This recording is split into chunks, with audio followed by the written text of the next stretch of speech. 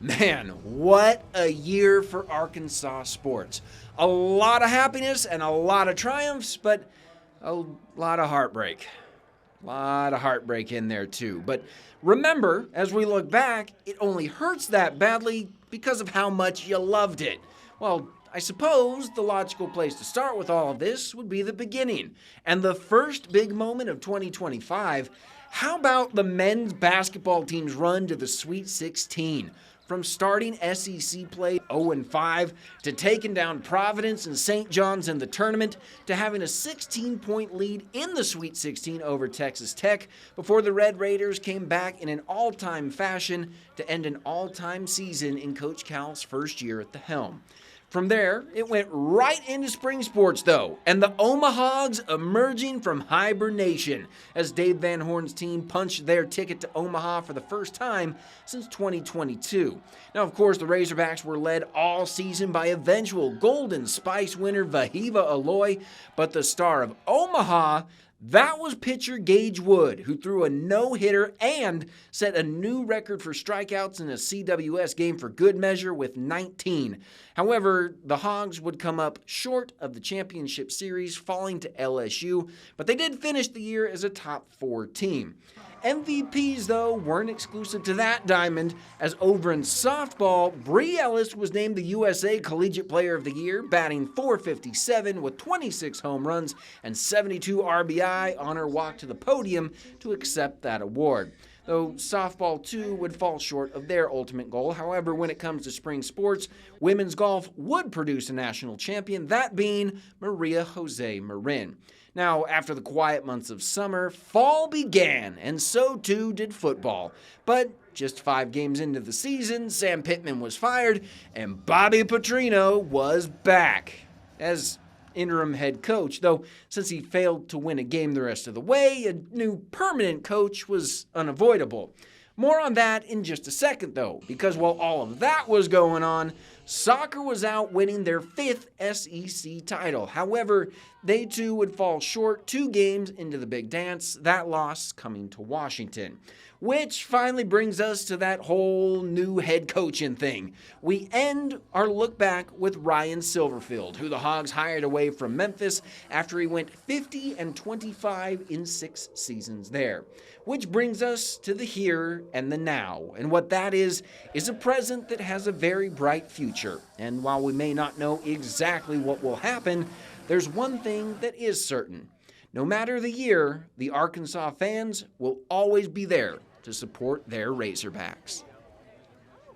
2025 began with winter arriving in full force. A major snowstorm moving through January 9th and 10th, bringing 6 to 8 inches of snow to northwest Arkansas, while the River Valley reported nearly 10 inches of light powdery snow.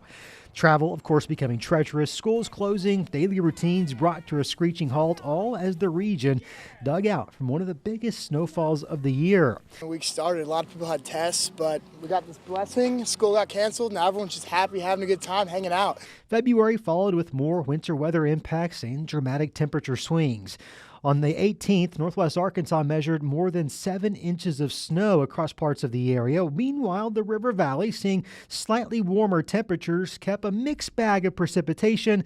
Icy conditions were, of course, limited due to those above freezing temperatures. On April 5th, a powerful overnight hailstorm struck communities including Waldron and Boonville. Giant hail, some stones measuring between 2 to 3 inches. We're talking baseball-sized hail, causing widespread damage to businesses, homes, and vehicles. In fact, the roofs at the Waldron schools, such heavily impacted not only by the hail, but the water that came through those damaged roofs, causing much greater damage across the school system. May would become one of the most active severe weather months of the year. On the 18th, a significant hailstorm sweeping across northwest Arkansas brought baseball-sized hail in places such as Springdale and Taneytown. Damaging wind gusts at 70 miles per hour drove that hail into homes, vehicles, and businesses, only worsening the destruction. And only a day later, the region would face a major tornado outbreak. On the 19th, 14 different individual tornadoes touching down across northwest Arkansas and the River Valley. The strongest was an EF2 tornado that moved through Greenland. Then I started hearing like a train roar, and I ran through the house to try to get to my son's bedroom. And when I got there, he was shutting his window because he could see trees just flying by. And then he jumped on the floor. I jumped on the floor. We just held on to each other. But thankfully, no fatalities were reported. Summer bringing a different kind of challenge. In the early morning hours of July 18th, intense rainfall led to overnight flash flooding across Benton and Washington counties, creeks, low water crossings flooding rapidly, which led to numerous water rescues as drivers were caught in the rising water. And then came the heat. Repeated heat domes settling over the region during the summer months, bringing an end to the active weather, but also allowing temperatures to soar. In fact, northwest Arkansas recorded 2 days at or above 100 degrees, while the River Valley saw 8 triple-digit days, along with 20 consecutive days with temperatures above 95. And that heat, it refused to go away. Summer-like warmth lingered well into the fall, with both northwest Arkansas and the River Valley recording one of the warmest Octobers and Novembers on record, extending the heat far beyond its typical season. As 2025 comes to a close, this year serves again as another reminder of just how quickly the weather can change right here in Arkansas and Oklahoma. 2025 started with Fayetteville residents enjoying the newly completed Upper Ramble, transforming what once was a 3-acre parking lot into a walkable, green gathering space connected to the Razorback Greenway. By getting rid of that and planting trees and having green space and open space in place, it'll add a much beneficial cooling element to downtown on hot summer days. And then when it rains, the water will infiltrate in this space rather than running off quickly and causing downstream flooding. Later on in January, Walmart cut the ribbon on its brand new home office in Bentonville, a 350-acre, sustainably designed campus leaders call the future heartbeat of the world's largest company. The leaders that put this building together were thoughtful in the design. We listened to our associates first when designing the concepts. In June, 50 years after the fall of Saigon, Vietnamese refugees who once lived at Fort Chaffee returned to Fort Smith for an emotional reunion, reflecting on the place where their new lives in America began. All the servicemen and the volunteer, they make us feel like family. There's no hatred, we're just like family. That's the good part. That helped a lot. In July, Crystal Bridges and XNA teamed up for a satellite art gallery in the terminal for passengers to enjoy while they wait for their flight. I think as XNA leadership, we're always talking about what we can do to foster a sense of place of Northwest Arkansas in our airport, and this is just a picture-perfect example of that. Mid-July in Fayetteville, the All-American Rejects played a surprise show at Starlight Stadium. It was a stop on the band's 2025 House Party Tour, and fans only had a few hours to line up for the free show. Right now tonight we're going to be eye level with 1,000 people that were happy enough to stand in line just to be able to get free access to music. In Fort Smith, NBA champions and Northside graduates Jalen Williams and Isaiah Joe returned home for a parade to celebrate their win with the Oklahoma City Thunder. Being able to come back home to Fort Smith and be able to give back to the people that supported us, made us the people we are, the players that we are today, it just makes me so grateful. In August, Banana Ball came to town. The Party Animals took on the Texas Tailgaters at Baum-Walker Stadium in a fun and fast-paced viral version of baseball. Springdale native and Party Animals pitcher Blake Benson even spent some time in his former elementary and high school. I went to the tryout dressed as a Jabberwocky, and it turned out really good. They really liked it, and so yeah, I got to live out my dream, I guess, of being a dancer and a baseball player. To round out the summer, the Walmart Amp saw big names like Luke Bryan, Jason Aldean, and the Jonas Brothers. In October, the Alice Walton School of Medicine opened and welcomed its first class of students in Bentonville. It's a 54,000 square foot facility with a rooftop park, clinical teaching spaces, and wellness areas located on the Crystal Bridges campus. Speaking of Crystal Bridges, the museum welcomed a number of guest speakers, Al Roker, Katie Couric, and soccer star Mia Hamm, to name a few. But most notably, former President Barack Obama visited in December as part of a new lecture series. He emphasized that young people give him hope in the country. I am hopeful as long as young people don't succumb to cynicism or despair. Construction was one of the clearest signs of growth. Cities across northwest Arkansas and the River Valley announced plans for expanded infrastructure, preparing for more people, more traffic, and more demand for services. It's far less expensive to regulate and to coordinate and to maintain what we have versus deal with problems that would occur if we just let it all happen. But that rapid growth also put pressure on systems. All across the region, cities raised water and sewer rates as aging systems struggled to keep up. But I just don't think a lot of the entities up here foresaw the amount of people that wanted to move in so quickly, and it doesn't seem to be slowing down. It's hit everybody, including us. But at the end of the day, Springdale still has the lowest water rates in northwest Arkansas, and I believe we provide the most robust and best service and best value for our citizens. In Fort Smith, growth collided with long-standing infrastructure issues. Sewer rates went up again in 2025 to help pay for the required upgrades tied to the city's federal consent decree, part of a multi-year effort to fix the wastewater system and avoid legal penalties. We've done a lot of assessment, we've done a lot of design work, we've identified what the problems are. Now we have projects lined up to go out and start fixing them. Housing was another pressure point. Population growth outpaced development in many communities, driving up prices and limiting availability. In Fayetteville, the housing crisis sparked big conversations. There's these houses that are perfectly good that are sitting there. Let's figure out as a city how to get the owners mobilized to use them to the betterment of the community. It's a win-win-win because it's affordable housing, it's workforce development, and then it also can provide the owner of the home some additional income as well. And that's what's so exciting about seeing these community-driven initiatives is everyone is thought about. Travel demand surged as well. XNA became the busiest airport in the state, reaching 1.25 million enplanements in 2025, all while the terminal modernization project revealed new looks. And it seems like when we just think that the growth is going to slow, it just accelerates. Growth also brought some major economic opportunities. In Fort Smith, Bass Pro Shops announced plans to anchor the long-anticipated Project X site, transforming it into a major retail destination. And the city's F-35 fighter jet training program continued to expand, with leaders projecting hundreds of millions of dollars in economic impact and new jobs tied to the facility. In Bentonville, the new Walmart home office campus opened its doors, reshaping the city's landscape and bringing thousands of employees on site. And these are just part of the picture. Cities across northwest Arkansas and the River Valley announced or advanced plans for healthcare facilities, school expansions, major road projects, hotels, downtown revitalizations, and cultural destinations. The pace of growth in 2025 made it impossible to capture everything. It paints a picture of how communities are adjusting, investing, and planning for a future that's arriving faster than ever. Morgan Wrigley, 5 News.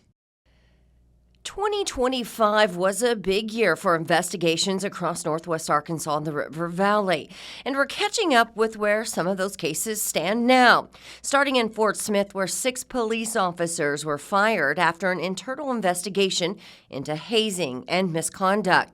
A statement by the PD confirmed the investigation, though according to the PD, it was December of 2024 when authorities from the Office of Professional Standards were made aware of what they called alleged hazing, belittling, and dangerous horseplay by certain officers assigned to night shift patrol. The PD released body cam footage related to the misconduct investigation. Also in January, a suspect in a Rogers teen's death, Alejandro Zenon Reyes, was captured in Mexico. A $5,000 reward had been pushed out for information leading to his arrest. Officials said Zenon Reyes had been on the run after a warrant was issued for him back in 2022. We weren't surprised that he was found. We knew he was alive. There's no way. 17-year-old Alexis Nguyen was found dead that same year with a gunshot wound to the head. She was located in the driver's seat of a car parked at the intersection of East Asher Court and Southeast Street in Rogers. Throughout the case, Alexis's mother, Lakita, spoke to 5 News about the announcement and the justice she longs for. Why did you do it? Why did you run? Why did you not call for help? How do you live with yourself knowing that you killed your friend? She was a really, really good friend. Now 18 years old, Zaynon Reyes is facing charges of manslaughter and evidence tampering in Benton County, to which he has pleaded not guilty. 3 of his family members admitted to helping him flee the country. We obviously have a problem when the worst of the worst offenders are escaping and out on the streets. On May 25th, one of Arkansas's largest manhunts launched after convicted murderer and rapist Grant Hardin escaped from the North Central unit in Calico Rock. He was sent to prison after being convicted of killing James Appleton, a city employee of Gateway, Arkansas. Not long after that escape, photos were released from prison surveillance cameras showing Hardin dressed in a makeshift uniform leaving the prison. How did he escape and where did he go? For nearly 2 weeks, the search intensified. Hardin was found not far from the prison, hiding in the bushes. Nearly 2 weeks later, he was taken to Varner Supermax, where he is serving his sentence today. Arkansas corrections officials released a report on how it all happened, and it revealed critical missteps within the prison system. Medic Corps, circular first responders, stage for police, assault, possible stabbing, Devil's Den State Park. And in July, the most shocking case hit Arkansas. A couple who had just moved to Prairie Grove, Clinton and Kristen Brink, were stabbed and murdered on a walking trail at Devil's Den State Park. Investigators say they were hiking with their 2 daughters when they were attacked. The 2 children were able to get away, but the parents unfortunately lost their lives. Police immediately launched a statewide search and released photos of the suspect. They were also looking for a certain vehicle, which a preliminary report and Arkansas State Police said was reported to leave Devil's Den shortly after the killings. I want to thank the public for providing images and videos from cell phones, home, and business security footage that directly advanced this investigation. The information that was put out and the request for information back from the public directly resulted in this person being brought into custody. Though they haven't said openly how they tracked down the suspect, now known as Andrew McGann. He was arrested while getting a haircut at a barbershop in Springdale. Adriana Ruiz, an employee at the beauty salon, said she had just started the haircut when police walked in, and she knew something was different about the person in her chair. Something did feel off about him. Police then revealed a shocking detail about the suspect. He just recently moved here and had gotten a job to work at a local school here. Law enforcement started putting together a case against Andrew McGann. He's been charged with 2 counts of capital murder, to which he has pleaded not guilty. The state is going to pursue the death penalty in this case. I've never been involved in a death penalty case that didn't last multiple years. And then in August, a lockdown on the University of Arkansas campus. Students took cover during what turned out to be a hoax call of an active shooter. We received a total of 308 landline phone calls and 38 911 calls. And rounding out the top investigation and cases for 2025, in December, an attempted robbery suspect was restrained by shoppers at the Ross Dress for Less in Rogers. Investigators say the suspect came into the store armed with a paintball pistol. No shoppers or workers who were at the Ross store were injured.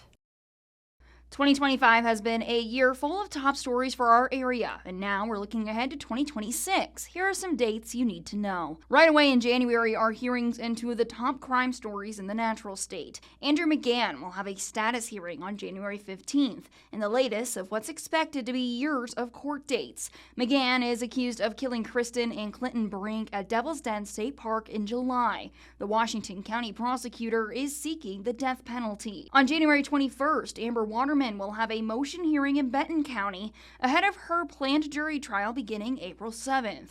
Waterman is accused of kidnapping a pregnant Ashley Bush in 2022 before cutting up the baby and killing them both. Bush was 31 weeks pregnant at the time. Waterman already pleaded guilty to the crime on a federal level. Her husband pleaded guilty to being an accessory. The Benton County prosecutor is seeking the death penalty. In March, Fayetteville citizens will vote on a possible bond package for city development, equaling over $335 million. The bond would continue a 1% sales tax already in place case, its funds would be directed to city improvements, construction, infrastructure, and community resources. In April, state lawmakers returned to the Capitol. A major topic for this year's session is the funding for a new proposed prison in Franklin County. After the death of District 26 Senator Gary Stubblefield, Governor Sanders set the special election to fill his seat on June 9th. Several groups have sued the state to get the election before the session to make sure voters are able to get representation before legislators vote on possible funding. In the fall, Ryan Silverfield will lead the Hogs in his first season as the 35th head football coach at the University of Arkansas. The team went 0-8 for conference play in 2025. Fans are hoping under the new leadership, their 2026 season will go a lot better for the Razorbacks. In November 3rd's general election, Governor Sarah Huckabee Sanders is running for re-election for her second term as governor. President Donald Trump has endorsed the governor. She will not have a primary opponent. 2 Democrats have filed to challenge her, including State Senator Fred Love of Mableville and Supa Zeprasith Mays of Bentonville. Senator Tom Cotton is also running for re-election. All 4 Republicans from the U.S. House are running for re-election with Democratic opponents. Incumbent Jay Cantrell is running for Washington County Sheriff. He's being challenged by current County Chief of Staff Mike Stewart. That's a look at some of the top dates next year. Covering news where you live, Emily Moss.